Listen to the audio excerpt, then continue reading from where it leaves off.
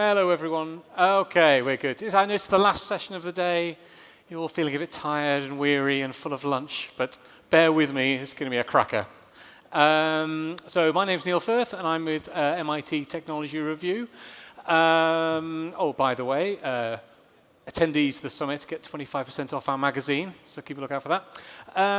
So we're here to talk about privacy and free will and things like that in the age of AI.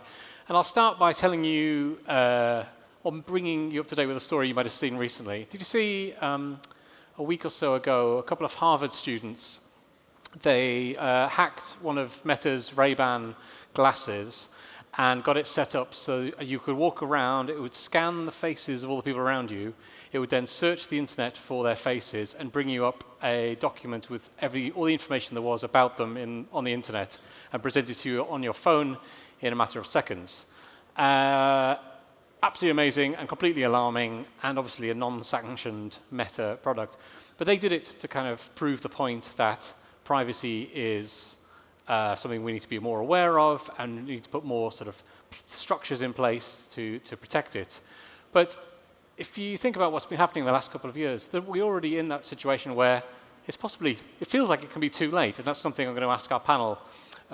They're just getting ready right now. That's why I'm just up here on my own, by the way. Think about the companies like Clearview AI. I don't know if you know about them.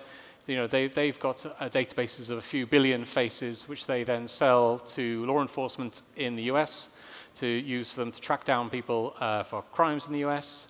And they've been very proud of the fact they've done that, even though they have been fined for it in the EU.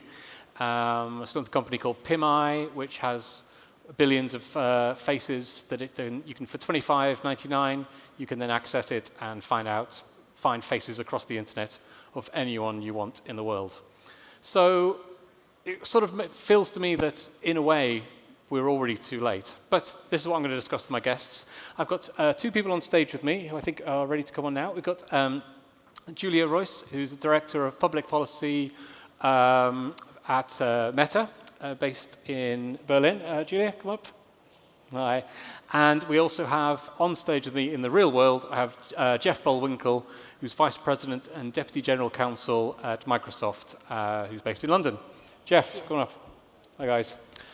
But also, as you'll see from the floating faces on the screen above me, we also have two people who are beaming in from abroad. We have with me Joanna Bryson, who's Director of Ethics and AI Policy at Hertie School in Berlin.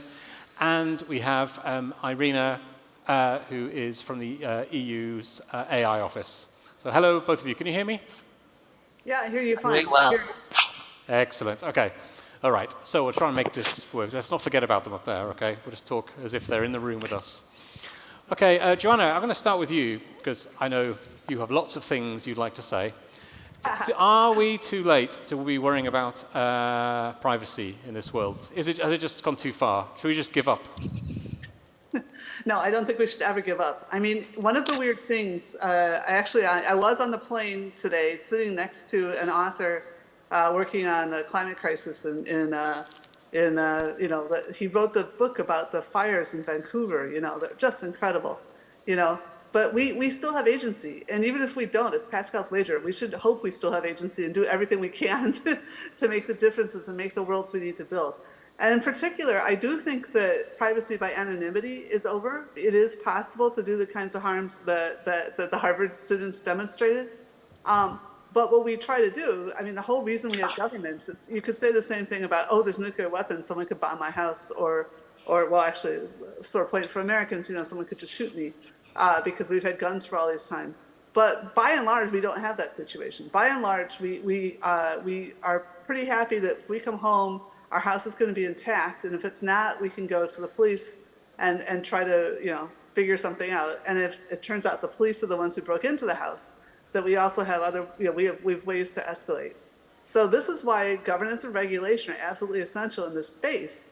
If people are misusing our data, then we need to have enough infrastructure, political, governmental, expert infrastructure to detect when people are using our information incorrectly. And we have to have means to go and fight. And for legitimate products, I think that's going to be okay.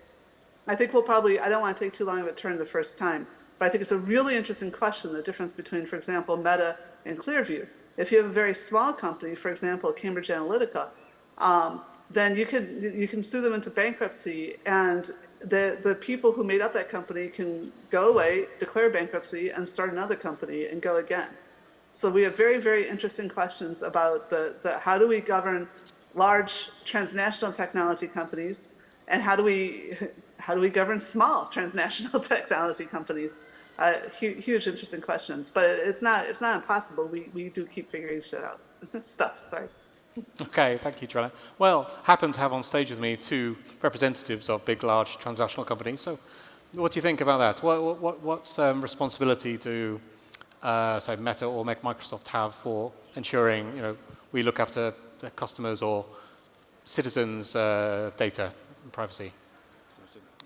Go for it. Sure. I'll go ahead and start. Thanks, Neil, and good to see all of you. Great to be here. And I would agree entirely with Joanna in terms of it being not too late for us to make sure that we are protecting privacy in this new era of AI. It's funny, we published at Microsoft a book about 8 years ago now, which is more or less, I think, the lifespan of this fantastic conference we're at this week, in which we posed the question that Sarah posed this morning at the very beginning, which was, it's not so much a matter of what computers can do, because they could do quite a lot then 8 years ago, and they can do a lot more now, and they'll do more still in the years to follow for sure. It should be what computers should do. And we thought about that a lot as a company, and at the time published a set of principles that then and now govern how we think about the use of data and development and deployment of AI systems. And I won't go through all 6 principles, but I'll say the very first is focused on privacy and security. And then, and now certainly, we recognized and focused on the importance of privacy as a fundamental human right. And so since that time, we've thought about how we can make sure we make that real, which we've done in the context of an AI standard of sorts that we developed ourselves that defines very clearly what our own developers can do and how we work with customers and partners and how we will not work with them as a means of ensuring that privacy is being protected. And all of those principles that we have at the company in terms of how to think about privacy, things like, first of all, data in our cloud is not our data, it's the customer's data. The data is kept private, it's kept secure, it's not disclosed to anybody. We built on that essentially and said these principles apply with equal force in this moment of AI. We'll add to them and say things like, we'll make sure that data is not being used, customer data, to train foundation models, for instance. Right. So those kinds of things, again, are certainly as relevant today as they were when we first talked about this about 8 years ago. Okay, great. Julia, is there anything you want to add? It's first of all, hello, also from my side. I'm really happy to be here. I'm thrilled to talk about this important topic, and I totally agree. I mean, it's we need to get this right. It is important, and I think we are in a good place when it comes to regulation. What we've seen in Brussels so far with the AI Act. What I'm more worried about is how that interact with the already existing GDPR. I think when it comes to training of large language models, it is key to have it trained also with European data. And therefore, it is important to have a very, to have an interpretation of the GDPR that allows that.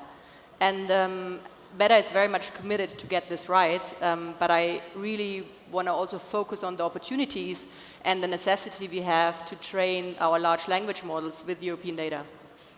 Okay. I feel like you said the word AI Act, and so, like a buzzer went off in Irina's office, like a red spinning thing. Irina, tell us, what's your view on the role? Maybe we talk about the role of lawmakers versus like big tech companies. Like who takes responsibility for making sure we're all protected as customers? I believe we all need to take responsibility. It is the lawmakers, it is the companies, but indeed it is also the people who have to understand things and to be also able to evaluate themselves what kind of data they want to give away and what not. But actually I'm not here to talk about what everybody needs to do, but just briefly on the AI Act, Julia was just mentioning, and you started also with the Clearview example. And what the AI Act does, it takes a risk-based approach, and it prohibits not many systems, but it prohibits systems indeed that fundamentally violate fundamental rights. And for example, there is a prohibition for tools for scraping the internet to build up big face recognition databases. So this will be prohibited. There will be a prohibition or for social scoring, for predictive policing, and for biometric surveillance. So all these very, very big violations will prohibit.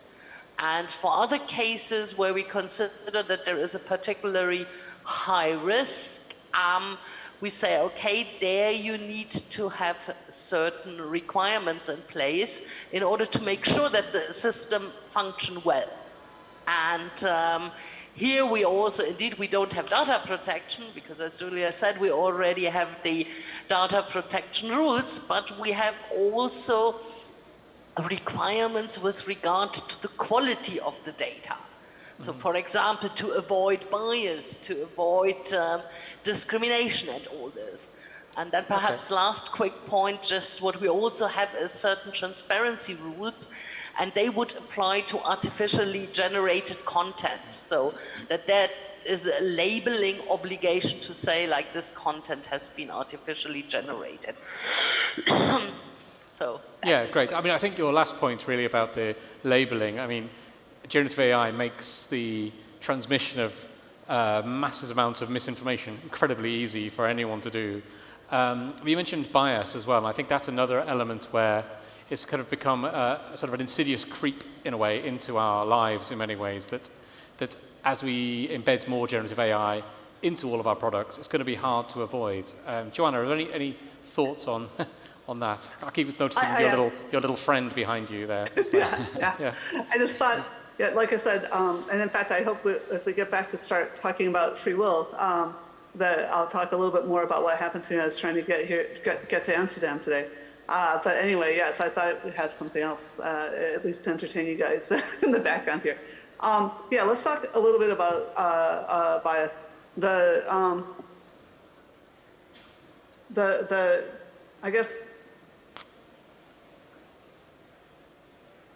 I don't know how to say this. Well, you say that we have this problem with bias, but the fact is that one of the things we've done is measured the problem with bias that we didn't have before. So our 2017 paper that made all the newspapers about, like, oh wow, you know, the AI has the same racism and sexism that people do. That's the whole point. It has our racism and sexism. Now, the thing is that we try not to express that, and then people make fun of people that create diverse Nazis or whatever. But basically what people are doing is saying, how are they going to wander around in these random spaces that we've created? Because if we go and we try to make it really safe and not hallucinate, that is, not do some of the more novel things that you can find on the internet, it's just doing prediction, right? So if you try to do something that most people would do, then you wind up with the majority, or at least the majority of data holders. So, but when I think about privacy, that isn't I mean, I get that there's harms and it, you know, it affects, you know, half the planet, right? I get that. But I really, really think this is an opportunity, this panel is an opportunity to talk about the harms of surveillance, the specific harms of what is it like so as you said, is it already too late? All that data is out there. We are surrounded by cameras. You know how many cameras are in this office? You know, how can we ensure that we can be able to think freely and speak freely?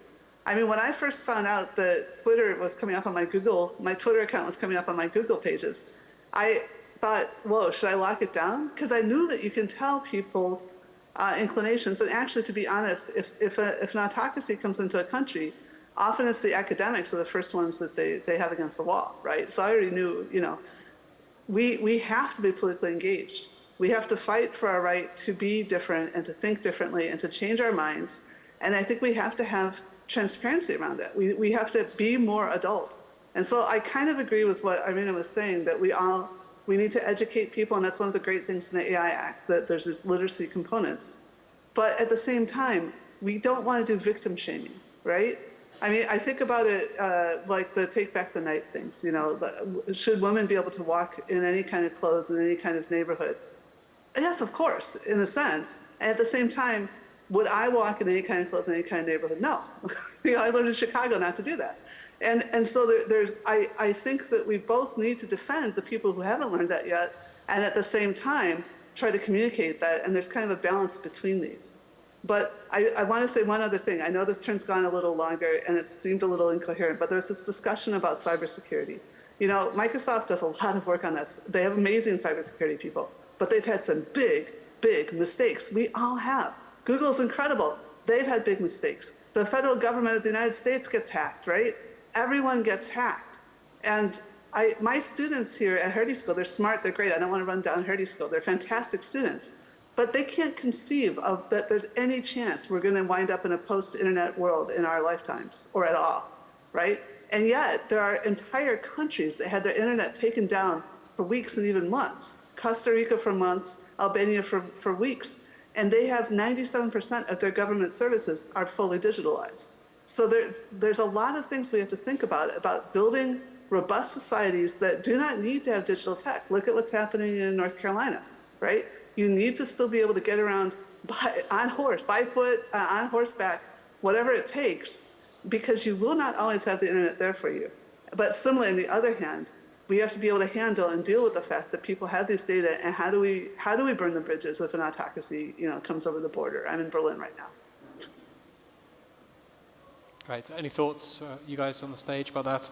You mentioned, Microsoft has, been hacked, has made mistakes with data. I mean, where do we take from that? Well, yeah, I mean, look, it's obviously a very challenging environment from a cybersecurity standpoint, and we are, all of us, undergoing attacks that are increasingly sophisticated, increasingly nation-state attacks, I think, as Joanna is referring to. And so at Microsoft, this is the #1 priority we have underlying everything that we do. And we have something, in fact, called the Secure Future Initiative, which is really all about making sure our systems are secure by design, by default, and also by operation. And we actually just recently published a report a couple of weeks ago, in fact, that details various steps we've done in that connection.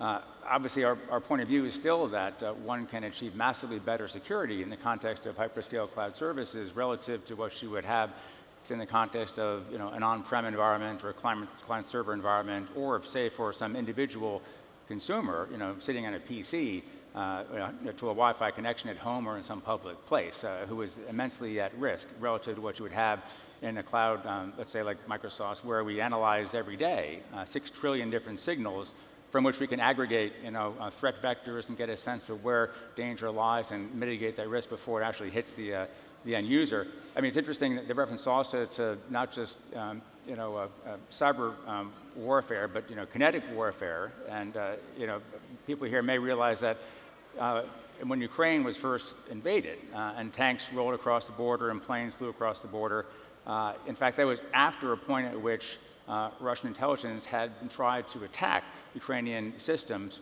from Russia and other points across Europe. Microsoft and some other companies actually were very involved in helping to identify those threats before they actually landed and debilitated Ukrainian systems. But then it was very quickly, in fact, missiles that began hitting Ukrainian government data centers. And fortunately, the government had the foresight to embrace cloud services and ultimately disperse data across the European Union. And ironically, they maintained both more security and greater sovereignty by dispersing their own digital assets across hyperscale cloud services, Microsoft's as well as other companies, by the way. And to this day, Ukraine is, as a matter of having done that, much more secure than they were before with their on-prem environment. Great. Joanna talked about issues of surveillance, and obviously Meta has been criticized over the many years about sort of using users' data in various ways, sharing it. Where do we stand now on kind of how it fits into, particularly with the European audience? How do we work out keeping data safe, keeping it, not sharing it unnecessarily, that kind of thing? I think it starts with each of us, right? We are all users to a certain degree, whatever products we use. If we use a Microsoft product or WhatsApp or our Instagram account, I think it starts with the responsibility we also have to teach even elderly people, like how to make a safe password. What does it mean to, what do I share? I think this has a lot to do with media literacy, and I think particularly when it comes to AI, this will be even more crucial to explain people what AI can do and can't do. Let's take ChatGPT. People were absolutely thrilled to use ChatGPT for homework, but I think we should also, recognize that it's a text-generating tool, not a fact-generating tool. Yeah. And I think this is really something which is key for also future generations, even at school. Like, we need good media literacy also when it comes to the future of AI. Like kids, but also elderly people need to deal with it and need to know how to use it. But of course, also when it comes to what data do I share, what password do I use, I think that all goes together in good media literacy. Mm-hmm. Great. Irina, I'll bring you back in again here. Hi. Do you feel like the AI Act is doing what it was supposed to do, or is it going to do what it's supposed to do? Particularly in terms of companies like Meta or Microsoft who are not based in Europe. Like, how much impact do you think it has on the infrastructure or the sort of the ecosystem of big tech companies who are not based under its jurisdiction? Thank you. I think it has exactly the right impact. So the AI Act applies to all systems that are being put on the European market, but also that are being used, that are being operated in Europe, or where the results are being used, which means, for example, even if a server is somewhere in the US, or even if, for example, a recruitment system, it is based in another country, but it decides on something happening in Europe, or it interacts with Europe, the AI Act will apply. Which means that companies, if they want to have some dealing, some business with the European market, they will have to comply with the rules. Yeah, I mean, I guess so. From one way, that's one way of looking at it is it's also that in certain terms, European citizens don't always get the full product. Like, for example, like Apple Intelligence, we can't get because it doesn't comply with it. Is there a risk, or maybe this is one for you guys, is there a risk that EU is going to be left behind in terms of innovation if the privacy rules are enforced in this way?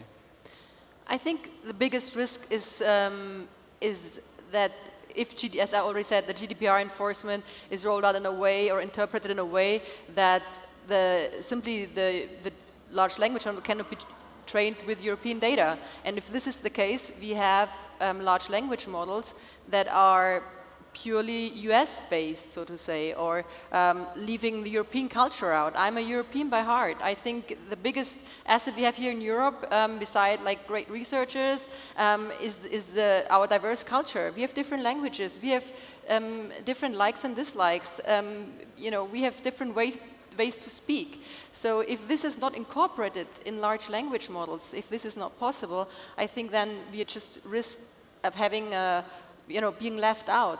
And I think for a more innovation-friendly approach, also to encourage young people like we all find here, who have great AI ideas and want to make business models out of it, I think we need a regulatory framework that is consistent, that is not overlapping, but coherent, and that encourage people to build business models upon it. Because if not, founders would rather go to the US and build their business models there, which would be a shame, because I think we have great talents here. I mean, this is the best example. Mm-hmm. Jeff, is that chime with what you're thinking? I'm happy to chime in, Joanna. I see you want to make a comment as well. I'll go ahead and build on that comment as well, starting with what Irina said. And maybe I'd go back, for starters, to these principles that I'd mentioned that Microsoft articulated about 8 years ago now. And again, there are 6 principles from which we built what we call this responsible AI standard, which is very much designed to be quite a robust form of self-regulation, if you will. But at the same time, at that time, we were already calling for regulation in this space. I mean, make no mistake, there is a need for new laws in this area. And we're one company in one sector. It's not up to us to decide what the rules are and the laws are. That's up for governments to decide here in Europe and elsewhere. And so we certainly are calling for regulations in connection with pre-Gen AI becoming such a thing, what we called consequential uses, facial recognition technology, for instance. Nowadays, of course, also when it comes to the most advanced of large language models, this is an area where there clearly is a need. And so that's a broad perspective. In terms of the Act, the AI Act, to be sure, we've been very supportive of the overall emphasis on what needs to be, as was described, I think by Irina, a risk-based approach, a principles-based approach, effectively, and one that really is designed to focus on, again, the most advanced models and consequential uses and high-risk uses, to be sure. A lot of important work was done by the end of the last calendar year in finalizing the Act, and I think, as Irina knows, of course, much, much better than I, a lot of work still remains to be done in terms of creating the level of clarity that will be needed around model-level requirements and so on. And that work is underway, and people are hard at work at that, and we are keen to add our voices as far as possible with our own perspective, and beyond that, very much focused on investing in the opportunity here in Europe. I mean, just last week, for instance, we announced that we'd be investing in more infrastructure and AI infrastructure in Italy with another $4.3 billion, also focused, by the way, in skilling, AI skilling, which is a critical need, I think we'd all agree, and that builds on investments we made over the past couple of years, really, in the UK, and France, and Germany, and Spain, and Sweden also quite recently. So we think the opportunity is quite massive in Europe, including in relation to AI opportunities as well. Mm-hmm. Okay, thank you. Sorry, Joanna, you wanted to say something, I think. Yeah, I'd like to say several things. I'll try to keep it short. Don't worry. First of all, some number of years ago, for reasons that are not entirely clear, I did a lot of pro bono work for the policy people for Google that were in London. I just met them and, it seemed important, I don't know. But also I was visiting people in Microsoft in Seattle. And I had multiple people from both Google and Microsoft tell me, when this GDPR thing starts up, we're out of Europe. And I was just like, are you nuts? Why are you first of all, you think I'm going to change the GDPR? But secondly, you're not going to walk away from 1/5 of the planet's economy and one of the safer parts of that economy, But anyway, the thing about Google, because I was still there, I was there when a few months later they said, hey, the GDPR is great. It's a single API to like 28 countries. And I'm like, yes, you know what the EU is? It's a trade bloc. Right? It makes regulations so that it can grow its economy. And that includes, that was good for everybody. It's win-win. There's a lot of myths that somehow the GDPR hampered us. I mean, it's true that some software, there was this fantastic, speaking of Italy, there was this fantastic work where Italy blocked one of the versions of ChatGPT from coming in until we got a safer product than America got. Right? That our data was not flowing back to Microsoft, or I'm sorry, OpenAI, right? And so that was, if you look what just happened in the news a couple days ago, or maybe it was yesterday, right? Besides, Jeff Hinton, congratulations. Also, Elon Musk's company capitulated, right? They have complied with all the things Brazil asked them to do, and now X is now permitted to rerun in Brazil. We can have safer companies. And we talk about why are there multiple pieces of legislation? Because we keep improving it. So the Digital Services Act came between the GDPR and the AI Act. And it's the way that we're supposed to be checking it. It's only just started up and we're working on it. But it's not just us. A lot of China, Brazil, Australia, a lot of regions are looking to say, how are recommender systems serving us information, serving us ads, determining what we see? Are they manipulating to us? Coming back to the free will thing, right? I really preferred Twitter and Facebook when I got to choose who I followed, and my friends worked hard to have the kind of content so that I would take time to read what they said. I think it was better then, and I don't like the loss of agency of the for you, that somebody else figures out what triggers me, but doesn't necessarily, I as a moral agent haven't chosen who do I think it's a good thing for me to check in on, or who do I think I need to learn from as a scientist, right? So these are the kinds of questions. This is why we have different software. Sorry, it is kind of like software, really. Different legislation for these different problems. And I think the AI Act, the main thing about it is just starting to treat digital products like they're real products, especially in the context where they can take action. So the AI, right? That's in the context where we want to have at least enough information. And it's lightweight. It's really lightweight compared to normal compliance for like a medical product or something. That you just at least have to be able to tell us, has your software been hacked, right? Is it actually working the way? Did you test it adequately before you released it? And this should be something that allows you to defend yourself from liabilities. If I may, Irina, jump should be in, to your please. advantage, including big techs. sorry, if I may add, just on the question of the AI Act and also other regulation. I think first of all, it is very important that these big models are not only compliant with regulation, and we can see that GDPR does not prevent these models, it just puts certain rules on the training data. And Europe is a very, very big and interesting market, so I believe it's also interesting to be in Europe and be compliant with the rules. The other rules we have indeed are also the copyright rules, which need to be respected when training these big systems. But what I find is most important, and this is also something about European mentality and culture, is that people really can trust AI. And I think we all have an interest to get away from some of the science fiction scenarios and to also underline the benefits we all have when working or sharing our private life or whatever with AI. But part of it is that I can trust it. Otherwise, I'm not interested. And this is something very specific European. Now we can also see that other countries start adopting the same rules, and what started as GDPR in Europe, we have now in plenty of places in this world. But I think for everybody, there is this element of trust. You want to know what you're using, you want to know what it is doing with you, and therefore, I really find it also important to have certain boundaries and to make clear that one is playing by them.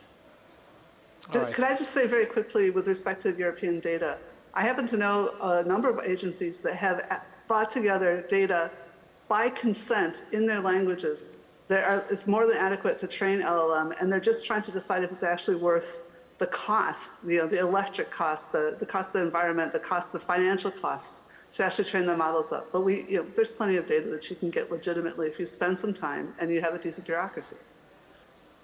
Okay, thank you. Does anyone have any questions? Put your hand up if you have, and we'll bring a mic around to you. It's just a gentleman here at the front. Thank you. Julia, you wanted to say something? I just quickly want to say something on the governance structure. Again, I think GDPR and AI both regulations are in a good place. No question about this.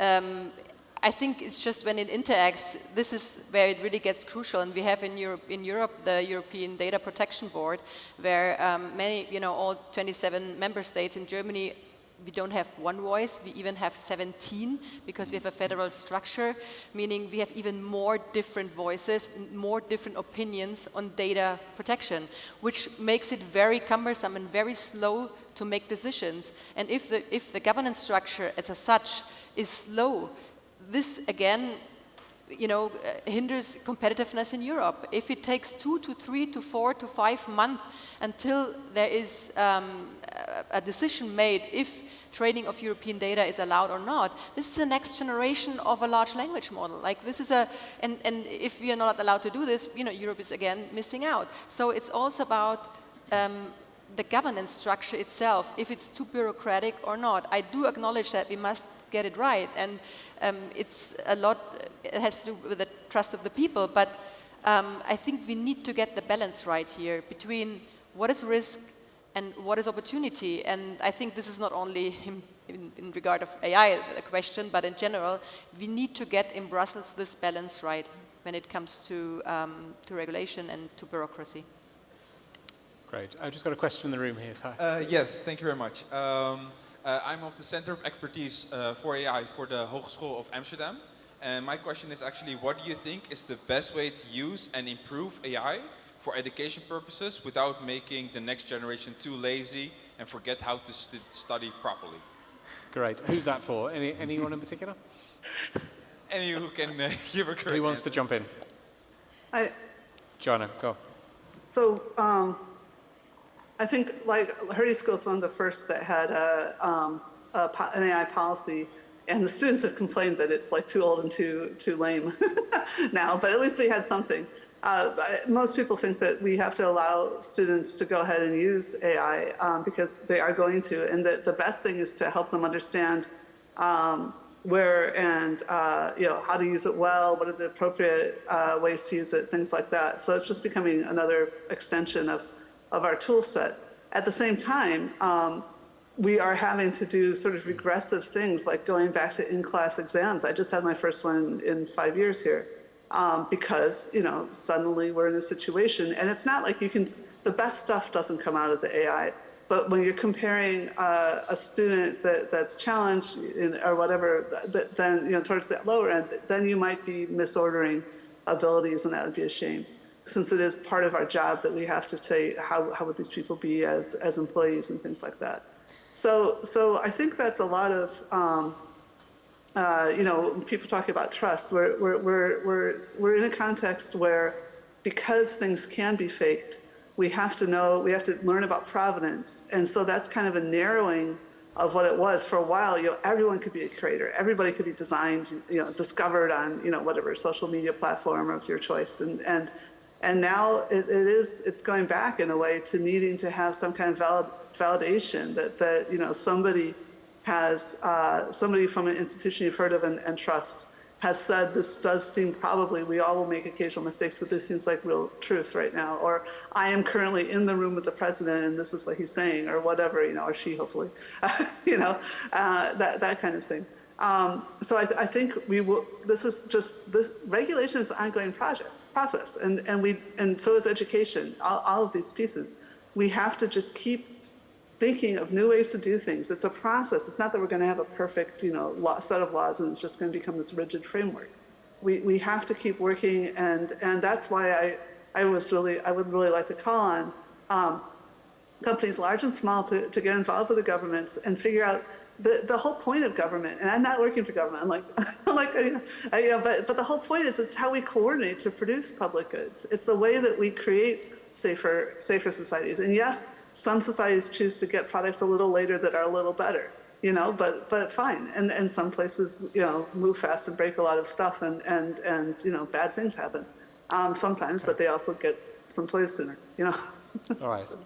Thanks, Joanna. Julie, I just want to quickly add to and point to our large language models, which are open sourced, because we think that particularly in the research community, open source is the way how to do it, because it allows access at low cost, and it makes it safer because everybody is contributing to it. It creates efficiency. So I think particularly for the research community, the large language model open source based are a great tool, and I can only recommend using it. I mean, there are many other companies out there who help to fine-tune it, but particularly for the research community, I think this is a great asset. Jeff, just say one more. Add quickly. I guess I'm old enough to acknowledge that I remember when people talked about calculators in the classroom, and there'd be no more math done by human beings after that point in time. I'm also old enough to remember being a lawyer in New York City years ago when I used to draft out longhand the briefs that I would write, and someone else would type them up, and I'd mark them up, and they'd be typed again, and so on and so forth. And the idea of using a PC to compose was a different sort of a thing. When I had to do that, it forced me to think, to create, to write in very different sorts of ways. And I think Gen AI and other kinds of AI have the ability to really reimagine the way people learn, the way they communicate, the way they ideate, not in ways that have kids simply writing term papers based upon prompt from ChatGPT, but rather to using these tools in a way that unlocks imaginations beyond what I think we can really contemplate today. So there are lots of good reasons to be, I think, concerned about this, and I think about how to inject this technology into traditional forms of pedagogy, but the opportunities will be immense. I think there's a question about that, and agree also in terms of how you can do a lot of work with the right model environments, including small language models as well. Just one last comment, I know we're over time, in terms of trust, picking up on what Irina said and also Joanna said as well. This is fundamental, really, and now that we are here in Amsterdam. I can refer to a great Dutch statesman whose name I'm forgetting, but someone here I'm sure will know, who said one time that, trust arrives on foot and leaves by horseback. And that, to be sure, is a reality. And certainly as a company, we embrace the responsibility that comes with the role that we occupy and recognize how important it is for us to make sure we are doing things that will inspire and maintain trust. And ultimately, of course, governments will help us do that as well with the right regulations in place. Brilliant. All right, well, thank you. Thank you so much for joining us, and thank you to Irina and Joanna from beaming in from remote locations. So thank you very much, and thank you to Julia and Jeff. Thank you. Thanks, everyone. Thank you, Niall, for moderating this panel, and thank you, of course, to all of your panelists. That was our final panel of the day.